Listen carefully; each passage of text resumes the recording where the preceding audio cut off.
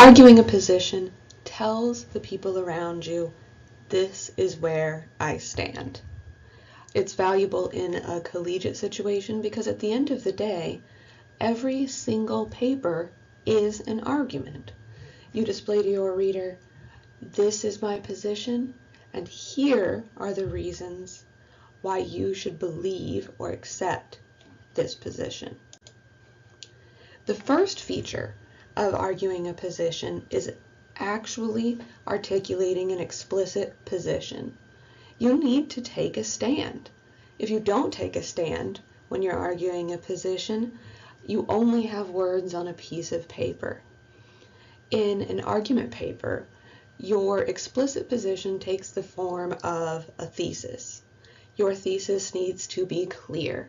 The people who are reading your essay need to know exactly what you are arguing. It also needs to be emphatic. This means that you are calling for some sort of change and you are emphasizing your convictions and your point. However, there are instances in which you might want to qualify your stance, because if you come hard right out of the gate and are writing to an audience who may disagree with you, you risk alienating those readers if you don't allow for mights, maybes, or shoulds. At the end of the day, however you decide to qualify your stance, you always need to sound sure of your thesis statement. This means that you use verbiage that is certain rather than I think or I feel or I believe. The next feature of an arguing a position paper is actually responding to others. Position papers have to respond to other positions. It puts you in the middle of an ongoing conversation. Because if there is not an opposite position to argue against, then there's no need to actually create the argument. It also allows you to identify another position, one you may not agree with, and respond explicitly. This is not through name calling or through any sort of insults. This is by saying, yes, I see your point, and here is my response to that point.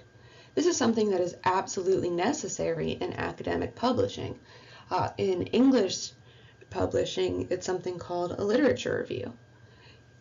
The authors are expected to know all of the research on their topic, and they're required to directly acknowledge those other positions and actually address them before they can create their own response to that topic. The next feature of arguing a position is background information. Appropriate background information for an arguing a position paper might include things like historical background. If your topic is one that has a long history or greater historical significance. You may also include definitions if you feel your reader does not understand or may not understand the technical terms necessary for understanding your argument. You can also include contextual information. This would cover any sort of current events that are relevant, what the current thoughts and feelings are, as well as any legislation or political maneuvering around this topic.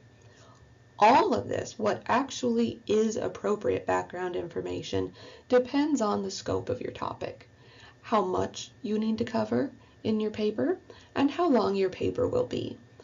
Our paper, in this instance, is going to be 4 to 5 pages long, which means that you will need to cover some background information, but you cannot spend an inordinate amount of time on this background information because ultimately you need to get to your position. And the last thing that you should look at when determining the appropriate background information is actually the medium. How are you presenting this stance?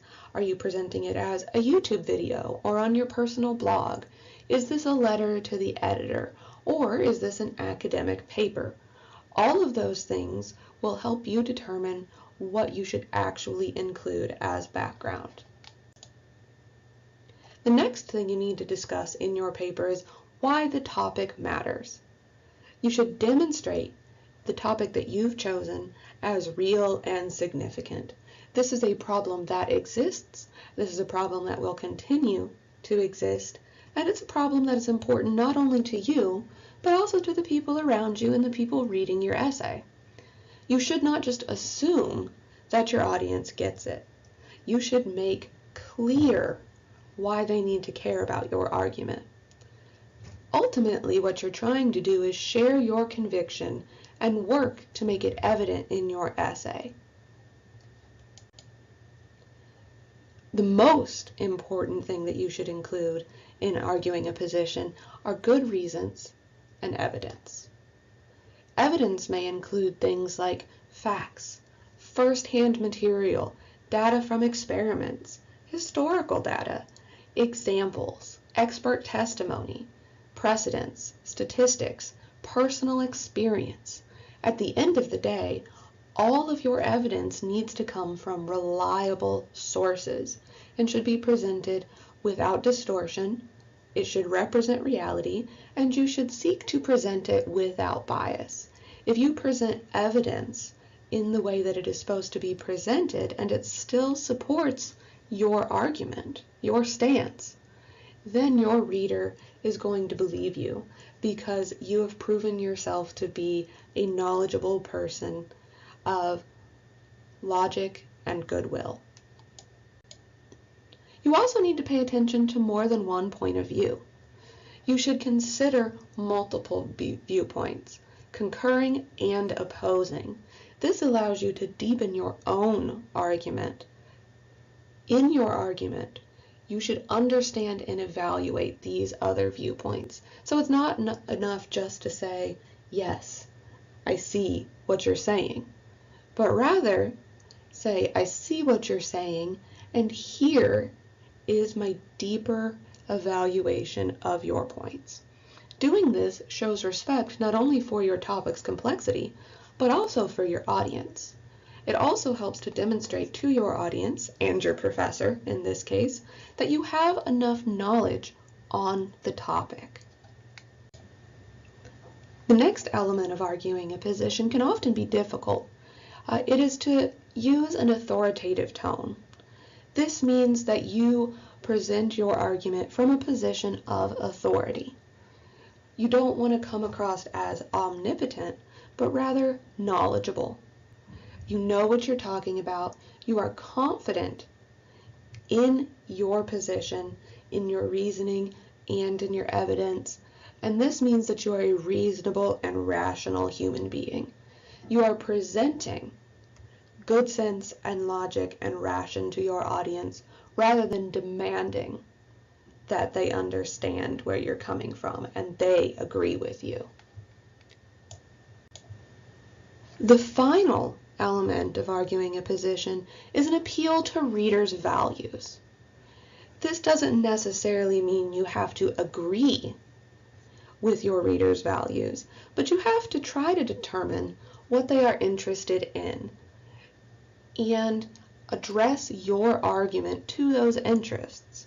This can be implicit in the idea that if you're talking to a parent, they are probably invested in having a brighter future for their children.